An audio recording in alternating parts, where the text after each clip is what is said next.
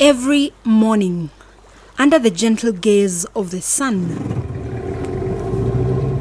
residents of Campi Samaki feel different sections of Lake Baringo. As the breeze gently sweeps the water to the shores of the lake, both men and women hurriedly dip into the chilly waters to finish their chores before the searing heat of daytime renders work impossible. Fishermen too set sail with the tide. After dropping off the night's catch, they will set off again in search of the lake's bounty to fulfill the insatiable demand for fish from the waiting vendors and the community. The lake is an essential lifeline for this community that lines its shores. It is home to several species of flora and fauna. But this lake, teeming with life, is also a poisonous cesspool. The lake is a freshwater lake, but many have suffered fluorosis from the high level of fluoride present in these waters. We are here to find out the level of fluoride in this water, its cause and effect to those who depend on these waters. We teamed up with scientists from the Central Rift Valley Water Works Development Agency to investigate the evil teeming in these waters. We took samples of water from different water points around Campi Samaki to test how the levels of fluoride are a type of deadly venom for the people here. Hii ugonjwa kwamba mimi nikae chini alitokana kwanza kutoka kwa mgongo. Sasa kwa mgongo ndio yakaingia mguu mmoja. Sasa wakati kuingia mguu mmoja akafanya mguuni kama ninaanguka kuteguka hivi. Sasa wakati akuanguka hapa akapanya pau. Yadi sisi sasa kama vijana unapata ni shida ya meno. Unapata hiyo maji imetwarubu meno. Unaenda hata kujaribu kazi ya jeshi huko. Meno tu peke yake imekutoa. Hata naamini arikangu hakuna mtu hata wenye walienda kujaribu kazi ya hiyo jeshi hakuna mtu amepata. And this we see especially in regions within the Rift Valley, but mainly around Lake Baringo area, where we have quite excessive levels of fluoride affecting the people around that region. And we see them having brittle bones, damaged joints, damaged ligaments, and with something which basically affect their quality and way of life. Fluorosis is caused by excessive intake of fluoride. Fluoride comes from fluorine, a common natural element found in the soil and water. It can also be produced synthetically for use in drinking water, toothpaste, mouthwash, among other products. Fluoride is an essential mineral for the human body, but too much of it can cause dental and skeletal fluorosis, a common condition for many residents of Campi Samaki. This is one of the busiest centers along the lake's shores. Other than fishing, this small town is a major tourist destination. But it hasn't remained untouched by climate change. 51-year-old Mark Boywo has lived here all his life. He has experienced the peaks and the troughs of the changing climate cycles. The swollen lake was a curse for tourism here, but it was a disguised blessing for the community. Hata maji unaona sasa ni clear, lakini wakati mwingine ilikuwa kama mchanga. Hata uwezi kunywa kwa sababu ya hiyo chumvi. According to scientists, the lake has expanded from a size of 217 square kilometers in 2014 to 264 square kilometers as of December 2020. For Mark and many others here, the lake is the main source of water. But years of consuming it poisoned him. He now suffers from mild symptoms of fluorosis. As a result, he has been forced to work simple jobs, ones that can take the strains of his frail stature. Inadhiri mimi kwa sababu gani? Huwezi kuinama kwa masaa mingi. mpaka ukae chini kidogo. Yani hapa inakuwa chungu, hata kulala ni shida, sababu ya uchungu hapa hivi, spinal cord hapa imeumana pande. The physical pains, however, dulls the comparison of the affliction in his hair. A close relative died of a similar condition. Ndugu yangu ameenda ile pote mgongo sana amekufa. Alikuwa anakaa namna ya kwenda kunyorosha mtu anaenda hivyo. Ya kuna namna ishaka hivi. Hakuna. Sasa kunyorosha mtu hiyo. Yeye alianza kitambo. Yani kukaa namna hii. Karibu mwaka 6, 7, 8. Hakuna kurembea mtu kondogo. Haya mwingine tena juzi alikufa hapo. Alijaribu kutafuta nini? Kutafutia mbuzi chakula. Hapa kakatika sababu alikaa namna hii. Sasa gani hivi kakatika hapa. Yeye akaenda namna hiyo tena. 50-year-old Haron Lorien is a professional tour guide. Hapa activity ni boat na bado wako peke yake. He is fully aware of the impact the lake's waters has had on their quality of life. Si watu tunaoga kwa hii lake, tunapikia hii maji na tunakunywa hii maji direct. Mimi naweza kunywa maji direct lakini wewe huwezi kunywa. Si ndio? Na njia moja tu pia ya ku-attract wageni. Wanaona mambo vile iko Baringo. Sasa hii ndio kitu ya kwanza pia, hii ni kama highlight pia. Wanakuja wanasema hii meno imekaaje. Mimi peke yangu hapana, sio mimi peke yangu. Ni watu wengi. Treating the water is not a priority for them. Life ni hard. Sipokuwa samaki tu sasa ndio unaweza kufua samaki. Ukishika kama samaki 20 for example, unauza 10 unanunua unga. Sababu wewe sikula samaki kila siku. Unazauza 10 tena unanunua mboga. Kwa hivyo hiyo mambo ya kusema unanunua chlorine, hiyo water guard, wengi hawana hiyo shughuli. They cannot afford. In order to ease their pain, political leaders promised to ensure fresh water for their use.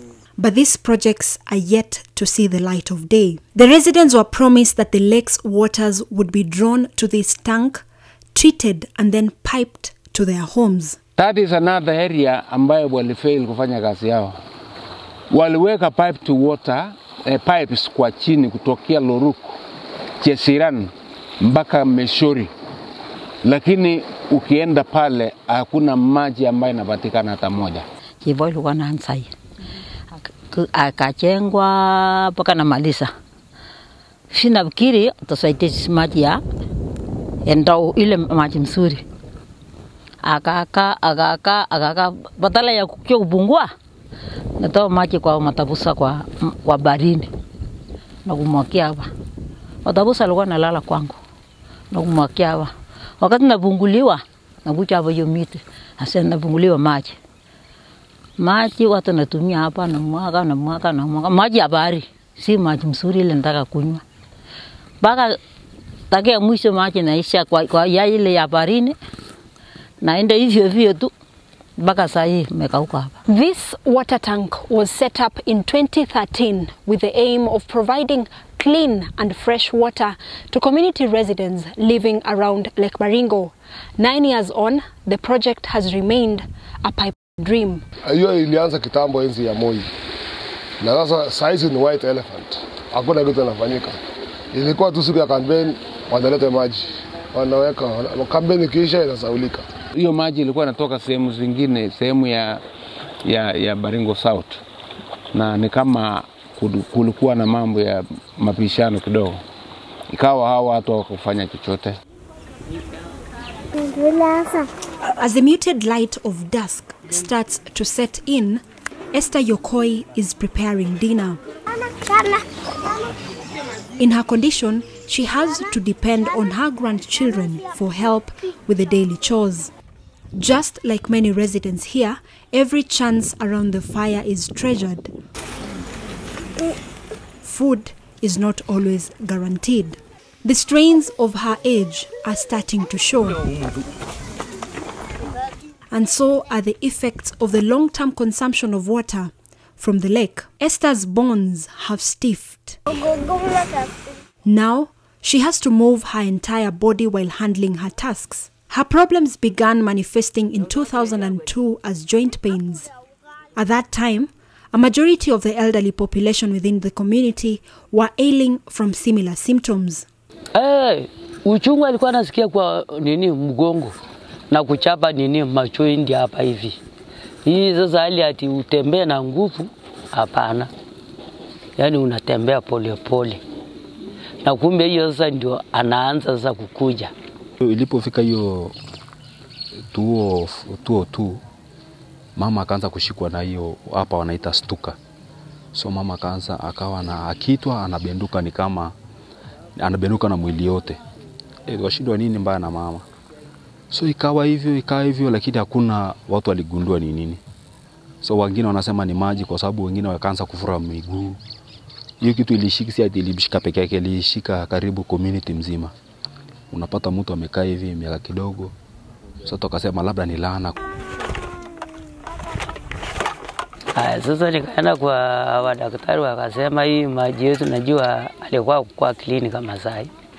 Alikuwa siku hiyo kwa matope ukichota unazidi kukuja tena kuweka hii dawa yenye inaita kuroni. Hii ya kukorogwa. Basi. Sasa nasema hiyo tunakoroga na lakini kumbe hiyo maji iko chafu kidogo. Naenda nafuata msiba ile ya mgongo. Sasa ndio anasanyana mpaka nafika. Sasa unaona hata sinui uso saidi juu hivi vile mnasema lakini kuangalia na kuona hivi. One evening on her way home, Esther twisted her leg and fell down. Kuja tu wakati usiku alienda akanua chakula kwa town akakuja. Kufika hapa mama akarudi nyuma akaanguka. Kusi tukamushie na ndugu yangu mdogo. Mshem tukamweka kwa nyumba. Tukampakulia chakula akakula. Ubuyu sasa tunakimbia ndio tupike chai tukunywe alafu tujiprepare kwenda shule. Mama akasema amuki. Ulise nini tena? Na ulikuwa unamkanga saa 11 ukienda kututafutia. Akasema mimi siamuki, sinafikiri jokes. Ameniambia ndugu yangu mdogo waenda shule acha mimi nibaki ni deal na mama. Mama amuki. Ujaribu pushike na ndugu yangu mwingine mwenye ameenda ako Nairobi huko. Umshika amuki. Sasa tulikuwa tuna ile imani tunasema acha tumtembeze kwa sababu mama yetu anatutafutia. Tumshikange mama wewe sasa mbona ni kama unaringa utaki tukimshika mkono tunamtembeza ni chungu sana. Tukamwacha hapo. He was forced to quit school to fend for his siblings. As a snakebite herbalist, she would visit snakebite victims in their homes and offer first aid treatment. Now, the victims have to come to her for treatment. Sasa nilikuwa mtu akiniambia unaitwa kwa vali fulani mimi naenda naye. Niende kutibu nikikuwa naye. Sasa kama ni mtu ya karibu atafika. Kama ni mbali nitaenda naye. Sasa nikimaliza hiyo mtu kumtibu ataenda kwa daktari na apigwe dawa ya tetanus. Anaenda nyumbani hakuna shida. At the moment, she crushes rocks to earn a living, but still the proceeds cannot sustain her and the 3 grandchildren that depend on her. When the children are safe in the house, Esther follows suit.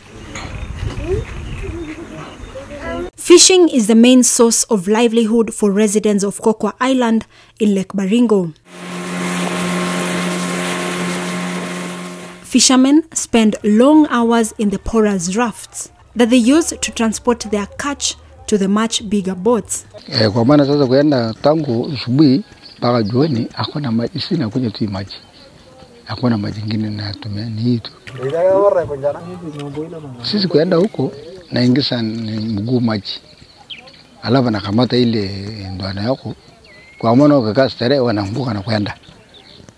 Na sasa lazima unaweka namna hii alafu sasa nakuwa nini? Kufanya namna hii mguu na saidia. Alafu mimi nakuwa balance kidogo. Kwa maana hii kidogo ndo nafanya kazi. Kayanga Lakai was forced to abandon fishing as well as sporting activities in the lake when he started experiencing pain in his joints. He has survived a boat accident after suffering a mild stroke in the middle of the lake. Niko kitu kingine na kitosa sindano pika mgongo. Pika naanguka. Sababu kama najua kuogelea maji. Kashika hiyo boti yangu apanda tena. Lakini hawezi lala na hivi. Nakataa kulala kwa tumbo. Sasa yuko masindano choma mpaka pigwa hapa. Na nishika mgongo kabisa, hii mapupa mgongo kabisa. Sasa hiyo mnasikia tumbo tu mara moja. Hii maji ilikuwa mnaingianga. Hii mabozi na gimbeanga. Lakini hiyo kitu mgongo umekatasia mimi kabisa. Hiyo mgongo yangu ukuta mimi hata hapa mnakaa tu. At the edge of Kokwa Island, next to Kokwa Primary School, is the home to 58-year-old Lina Lempakany. She has suffered extensive skeletal fluorosis. She is forced to depend on her children for her daily upkeep, as she can hardly do anything for herself. To ascertain the level of fluoride in the water and how harmful it is, we took samples from 7 water sources within Lake Baringo and Marigat town. 3 of those water points were on the shores of Lake Baringo at Kampi Samaki. From the test done on site, the water sources are good, but actually only the turbidity which could be high. Because for turbidity we get it has to be clear water around 5. But for other parameters, they are within the range. The collected samples were taken to their labs for testing. In Rift Valley, actually, we have found that they have preference of iron, manganese and fluoride. Those are the major problem in this area, because all ions and the cations, so the minerals in whether in water or they are in the earth crust, we say that it is coming from the soil, and you find that the fluoride level is high. That is in Baringo. Then you go to Naivasha, is another area. You go to Turkana, outside the town. You find in town there is no fluoride in Turkana, but outskirts of town, you find some area they have high fluoride. You go to Pokot, some areas. In Nakuru, you get some areas like Gilgil. You get that there is fluoride. The results from the samples taken at Soy Beach Water Point indicated that the water had 2.36 milligrams of fluoride per liter. Samples collected from SAFINA Cafe Water Point indicated that the fluoride level was 1.96 milligrams per liter. And those collected from Lake Breeze Water Point showed fluoride levels at 1.95 milligrams per liter. All this slightly higher than the maximum acceptable level of 1.5 milligrams per liter. The report further says that the lake's waters are good, but would need treatment to reduce fluoride and turbidity to the acceptable standards. The recommended levels of fluoride by the Kenya Bureau of Standards as well as the World Health Organization is 1.5 milligrams per liter. The Water Regulatory Board, WASREB, however, gives an exceptional measure of 3 milligrams per liter, contrary to the guidelines given by Potable Water Specification published by East Africa Community in 2014 of 1.5 milligrams per liter. When you get to the levels of between 3 to around 6 milligrams per liter, that would give you a presentation in the bones, what we call skeletal fluorosis. Anything above that, above 6 milligrams per liter, will give you crippling fluorosis. But how does fluorosis manifest in the human body? Fluorosis usually happens when we have excessive ingestion of fluoride during enamel formation, which happened during the first 8 years of life. So that period is very critical. Fluorosis in teeth especially appears in varying forms, especially of intrinsic discoloration of teeth, from the mild forms to the severe forms, the characteristically black brown discoloration that we see associated with fluorosis. Excessive fluoride interferes with the cells involved in the formation of the teeth. As a result, The teeth are damaged with visible signs of irregular surfaces and pits on their surfaces. You don't see it. The same thing that happens on teeth also happens in the bones. Okay, so with excessive fluoride, we also see that the bones are not properly formed, and then we have various stages depending on the levels of fluoride that is taken. Fluorosis basically is an aesthetic concern affecting the psychosocial, well-being of the person. Watoto ya kike wengi wameenda kujaribu kazi ya hoteli, kitu inawaangusha ni meno. Wako na sura, hawa ni warembo, lakini kitu inaambia tu wewe utarudia hiyo kazi kesho. Hata labda corona imesaidia pale pengine kwa sababu ya hiyo barakoa. Imesaidia sasa mtu anacheka akiwa huko ndani. Lakini sasa hiyo wakati unapata kama mtu akicheka unapata anacheka kama ama cheka akiangalia pande ile. Haiwezi kuwa free. Aware of the effects excessive fluoride has on the well-being of a person, prevention is the best option. Fluorosis is an irreversible phenomenon. It is not reversible. But what we can do, especially on teeth, is the mild forms we can do bleaching, just taking the teeth to a higher shade of whiteness. This moderate to severe forms, we do what we call masking. Masking is just taking a filling material and coating the teeth with that filling material.